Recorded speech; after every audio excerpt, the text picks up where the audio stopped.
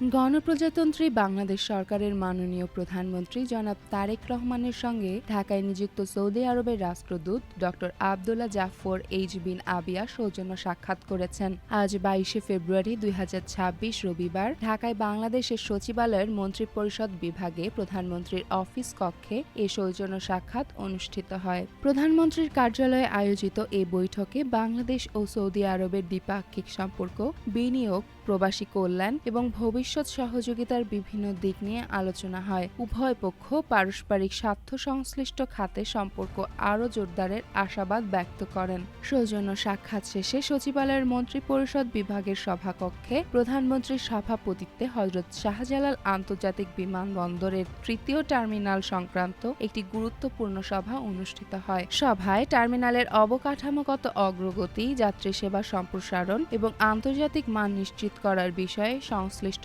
কর্মকর্তারা বিস্তারিত উপস্থাপন করেন। প্রধানমন্ত্রী দ্রুত ও কার্যকর বাস্তবায়নের নির্দেশনা প্রদান করেন যাতে দেশের বিমান চলাচল খাত আরও আধুনিক ও সক্ষম হয়ে ওঠে। চেমন ফারিয়া, জনকণ্ঠ।